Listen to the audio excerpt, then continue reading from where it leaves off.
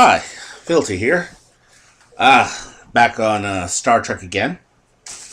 I'd like to discuss with you something. I can't say this is overlooked, but you do need to find a real niche group of individuals to kind of play this game, and that is Starfleet battles. This is basically ship combat. That's all it is. You do things like allocation of energy, targeting, and the whole nine. You have something called a SSD, ship systems display, where you get to see where you get to inflict damage or take damage or whatever, how you want to put it. A movement chart, 2 dice, and counters. Now, one of the cool things about this game is this is basically original series and even the animated series. Basically, you don't. There's no Klingons with ridges and their ships can cloak. None of that. That's gone. That's out of it. It keeps in the Gorns, the Tholians. You have the Orions. You also get let's see, Romulans, Klingons, Zinti. Zinti are from the are an invention of Larry Niven, but they incorporated them into Star Trek in an episode called Slaver Weapon. If you ever catch that episode, then you have the Hydrans and the Lyrans. Then there's the Win, and then there's something called the Interstellar Concordium. Basically, it's like the Federation, only different. And also the Andromedans, the folks from Andromeda, are in there. And they've also added in a few other races. No Cardassians, no Borg, no Zinkethi, no Breen, no Dominion. They're not there. They don't exist. Basically, this is the original series without the movies and the Next Generation.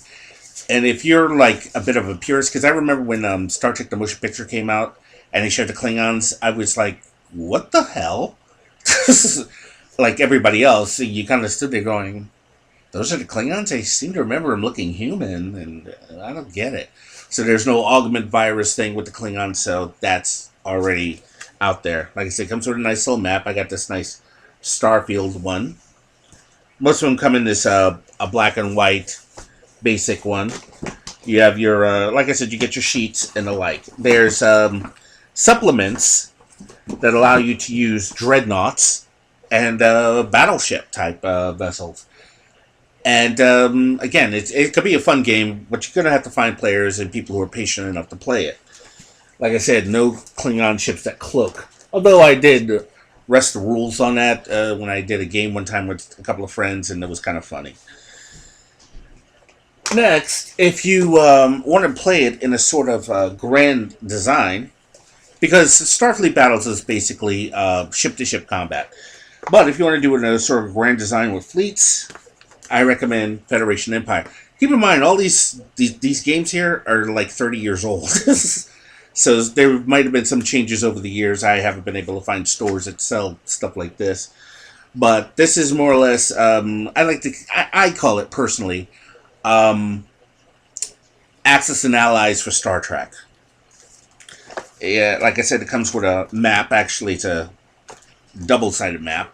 It tells you all the area that you need to go.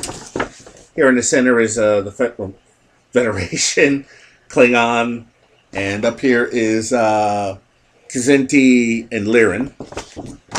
Again, these are games for people who are serious war gamers, not for the for people who are just casual players. This, like I said, this is for the serious war gamer. And last but not least, if you want to do an RPG version of it, Prime Directive. This, I think, was very interesting. It gives you a history. It doesn't go into detail like, Captain Kirk did X.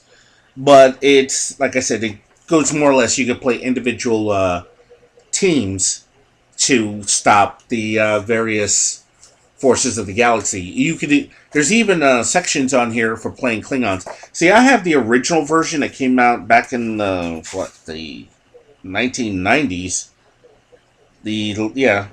Something like the 90s, 1993. This came out in 1993, and at the time it ran on a D6 model. Nowadays, it's come out and it runs on a D20 model. So it's, again, very detailed, list of weapons, character attributes, gear, races, the whole nine. It's very fun. There's something called a graduation exercise, which is pretty decent also, which is a sort of, it's basically a module. But one of the really interesting things about it, GURPS, Genetic Universal Role-Playing System, pretty much adopted also Prime Directive, so you could actually play this game with this. Most of the stuff came out from Task Force Games, Amarillo Design Bureau. So again, it's pretty fun. Like I said, if you like to play good old-fashioned Star Trek without Klingons with ridges and Borg running everywhere and all that other crap, then this and Starfleet Battles is for you. Well, that's about all for now. If you like this video, please like it. If you have any comments, give it down. And until then, I'm Filter, and y'all take care now.